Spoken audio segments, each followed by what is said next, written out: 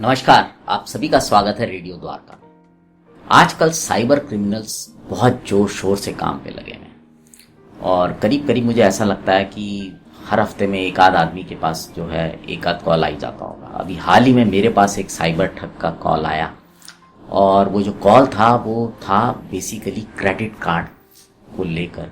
और वो मुझे ये बता रहे थे कि आपके क्रेडिट कार्ड जो है वो एक स्वाइप हुआ है दूसरे शहर में और उससे करीब 43,500 रुपये की जो है वो कुछ खर्चा किया गया है। तो उसके लिए वो मुझसे जानकारी लेना चाह रहे थे, तो मैंने पूरी बातचीत की। अब क्योंकि हमें बहुत समय हो गया है साइबर क्राइम अवेयरनेस की सीरीज़ को करते हुए, तो बहुत सारी चीज़ें हमें समझ में आ गई हैं।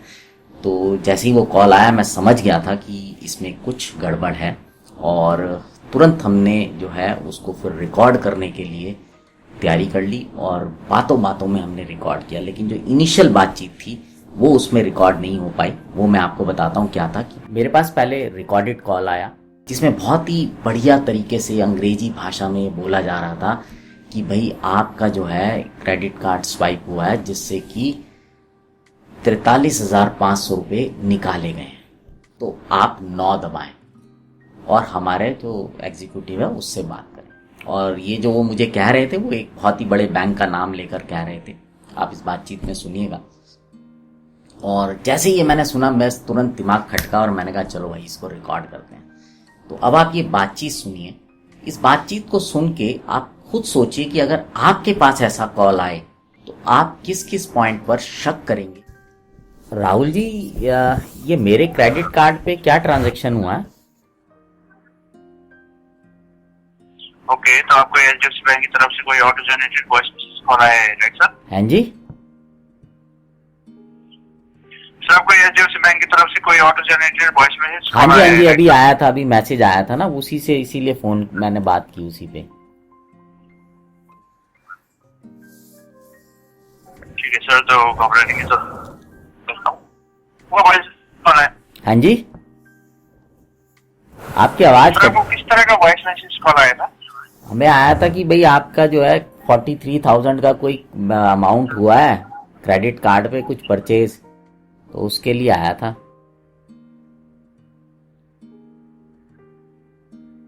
हेलो। ठीक है सर, तो हमें पहले आपको वेरीफाई करना होगा और उसके बाद ही मैं बैंक सिस्टम में चेक कर पाऊंगा। तो आपका नाम और डेट ऑफ बर्थ बताइए सर। मेरा नाम विशाल गुप्ता है। ओके, विशाल गुप्ता। ओके, और मेरा डेट ऑफ आपका birth date of birth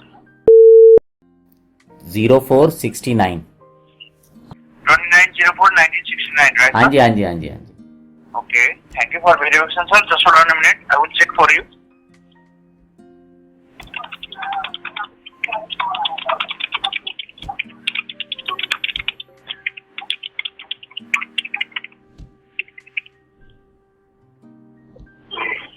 Hello, sir. हाँ जी।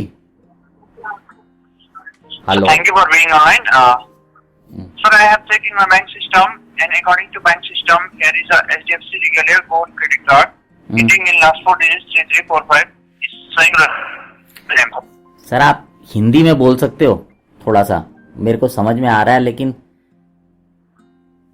हेलो। सर, मैंने बैंक सिस्टम में चेक किया है सर, और बैंक सिस्टम में आपके नाम से एक HDFC Regular Gold Credit Card register दिखा रहा है सर।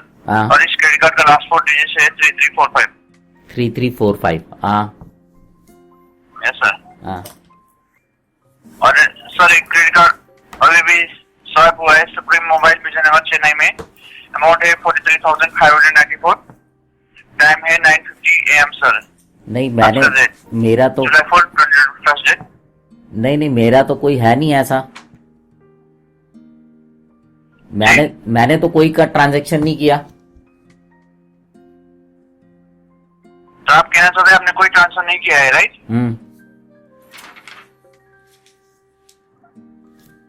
ठीक है सर, तो आप एक बार अपना क्रेडिट कार्ड का लास्ट 4 डिजिट चेक कीजिए सर, और मुझे कंफर्म कीजिए कि क्रेडिट कार्ड आपके पास है कि नहीं है। 3345 आपने बताया ना, वही है जी। हाँ।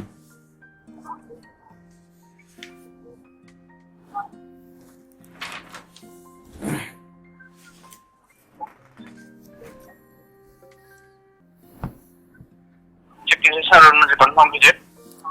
क्या कंफर्म करना है?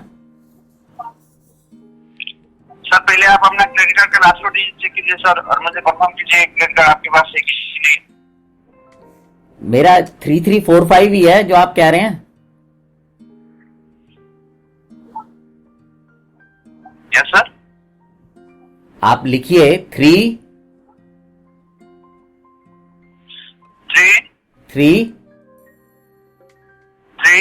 4 5 4 5। तो ये मैथ और क्रेडिट कार्ड का लास्ट 4 डिजिट। हाँ जी, सर ये क्रेडिट कार्ड का लास्ट 4 डिजिट मैथ हो रखा है आपके क्रेडिट कार्ड से। हाँ जी, हाँ जी, हाँ जी। ठीक है सर, तो आप नजदीकी एचडीएफसी बैंक में जाइए सर और कंसल्ट कीजिए। वहां से पता करूं? जी। तो आप कुछ हेल्प नहीं कर पाएंगे? जी सर, थैंक यू। आपने सुना कि जब मैं उनको बार बार अपना कार्ड का नंबर वही बता रहा था जो उन्होंने मुझे बताया, तो वो समझ गए कि यहाँ मामला जम नहीं पाएगा। और मैंने भी बहुत प्रयास किया कि मैं उनको फंसा सकूं, और उन्होंने भी बहुत प्रयास किया कि वो मुझे फंसा सकें। फाइनली उन्होंने हिम्मत हार ली और मुझे कहा कि आप अपनी नज़दीकी ब्रांच में चले जाएं बैंक की, वहाँ से संपर्क करें, और कॉल काट दिया। आपने सुना इसमें वो कितनी बढ़िया तरीके से अंग्रेज़ी बोल रहे थे, और मतलब ऐसा लगता है कि जैसे ना बिल्कुल ही आपका जो कॉल है ना किसी बैंक से आया, और मतलब उस साइड कोई बहुत ही प्रोफेशनल आदमी बैठा है, वो इस तरीके से बातचीत करते हैं। आपने ध्यान दिया जब वो मेरा वेरिफिकेशन कर रहे थे तो कीबोर्ड की आवाज़ आ रही थी, मतलब जैसे कि मैं सुनूं तो मुझे लगे कि हाँ वास्तव में उस तरफ कोई मेरा वेरिफिकेशन कर रहा है। अब हकीकत सुनिए, ना तो मेरा एचडीएफसी बैंक में कोई अकाउंट है, ना ही मेरा उसका कोई क्रेडिट कार्ड है। सबसे पहला मेरे को खटका तब लगा जबकि वो कॉल मेरे पास एक मोबाइल नंबर से आया, क्योंकि जनरली कोई भी बैंक वाला कभी भी किसी मोबाइल से फ़ोन नहीं करेगा। उसने बोला आपका एचडीएफसी बैंक का क्रेडिट कार्ड है। अगर मैं बोलता कि नहीं मेरा वहाँ पे नहीं है, मेरा तो फला फला बैंक में अकाउंट है, तो वो मेरे मोबाइल नंबर के आगे वो बैंक का नाम नोट कर लेते, और जो अगला कॉल आता मुझे थोड़े दिन बाद वो ये बताता कि आपका जो है इस बैंक का क्रेडिट कार्ड है, ताकि मुझे और यकीन हो जाता कि हाँ ये तो मेरे बैंक के अकाउंट की बात हो रही है। तो ये ध्यान रखिए कि जब भी आपके पास कोई ऐसा कॉल आए, अपनी कोई भी इंपॉर्टेंट इन्फॉर्मेशन, यहाँ तक कि अपना बैंक का नाम भी ना बोलें, क्योंकि हो सकता है उसके बाद जो कोई कॉल आए वो आपको झांसे में ले ले। फिर उन्होंने क्रेडिट कार्ड का एक आपने सुना नंबर बताया, तो मैंने ऐसे ही हाँ कर दी, और फाइनली वो बातचीत जब आगे बढ़ी तो वो मुझे पूरी कोशिश करते रहे लपेटने की, लेकिन जब उन्होंने आखिरी में बोला आप अपने क्रेडिट कार्ड का नंबर बताएं, मैंने बोला जो आपने बोला वही तो नंबर है। अगर यहाँ पे मैं अपने क्रेडिट कार्ड का कोई और नंबर बता देता जो एक्चुअली मेरे क्रेडिट कार्ड का नंबर होता या है, तो वो एक और एडिशनल इन्फॉर्मेशन उसके पास चली गई, ताकि जब वो उसके बाद कॉल करेगा तो उसके पास मेरी सारी डिटेल है। ये लोग यही मोडस ऑपरेंडी यूज़ करते हैं, और धीरे धीरे करके जब आप इनके पास जिस जिसका डाटा इकट्ठा होता जाता है उस पर इनका स्ट्राइक करना और आसान हो जाता है। उस कन्वर्सेशन को सुनकर आपको क्या लगा आप कमेंट बॉक्स में ज़रूर लिखिएगा। और हमारी जो साइबर क्राइम अवेयरनेस की सीरीज़ IPS हर्षवर्धन जी के साथ चल रही है, उसका लिंक जो है वो डिस्क्रिप्शन बॉक्स में है, आप उसको भी देखिए, खुद भी जागरूक हुइए और औरों को भी जागरूक कीजिए, क्योंकि जागरूकता ही साइबर क्राइम को रोकने में सबसे बड़ा बचाव है। अब आपसे विदा लेते हैं, जुड़े रहें रेडियो द्वारका।